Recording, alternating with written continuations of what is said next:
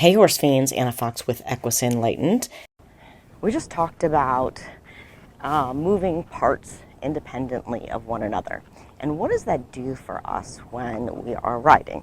Well, obviously, as you climb up the levels, you look at the training pyramid, there is a space for mobility, right? And most people think about that primarily as shoulder mobility. Can I move the shoulders around? Can I lift the shoulders up?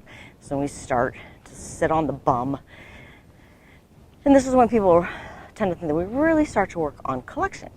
But if we can teach mobility early on to a horse, it makes all those steps much, much easier.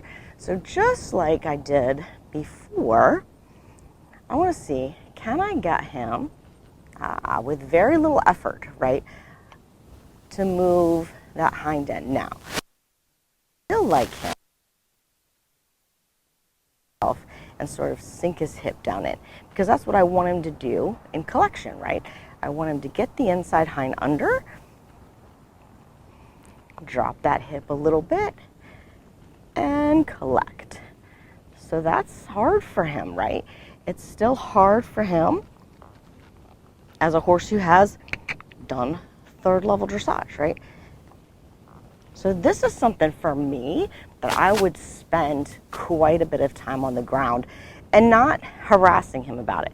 But it would be something that I might come out and do almost every day for a while, or at least several days a week, until I felt like he really got the idea that I want the butt to come under and the shoulders not to come out. And also that, rooting flipping is him just saying, I can't do it, or I don't get it, or I'm not, it's not happening for me right now. Totally fine. It's just something that we need to work on. So the other thing was moving the shoulders. So that's a turn on the haunches. Now you can do a fancy, think about your walk pirouette, whatever. But in the beginning, I don't like to start it that way. I just like to kind of keep my foot at the girth, maybe use a stick, open my outside rein and say, can you move your shoulders over? Most of the time, if you've taught them on the ground, they're pretty quick to pick up on your energy and what you want. Perfecto. It's interesting, this is much easier for him than the other. A lot of times this is really hard for horses, and coming up underneath with the hind feet is less complicated. So interesting. Of course, we already worked on the halting with the breath, so I would do halt, and then in my rein back, I like to tilt my pelvis a little bit. So stick that butt out a little bit, and then I come back with my legs, and can you go backwards? Now, if he says, oh, I'm gonna go forward, then I take up my rein, and I just kind of block the forward.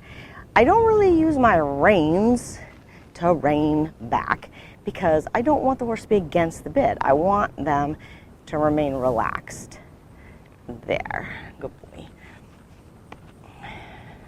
And just step back. So now that I know he can do that, I'm like, cool, those are things that I like to check when I get on. How good are those today?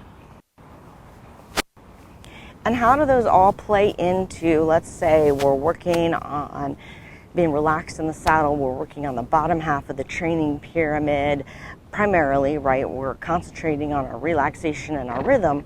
How do those little things that actually are little bitty collection exercises, how do they apply? Well, they're teaching the horse and the rider a little bit of where we want to go, and adding an element that teaches them some autonomy on how to move their bodies.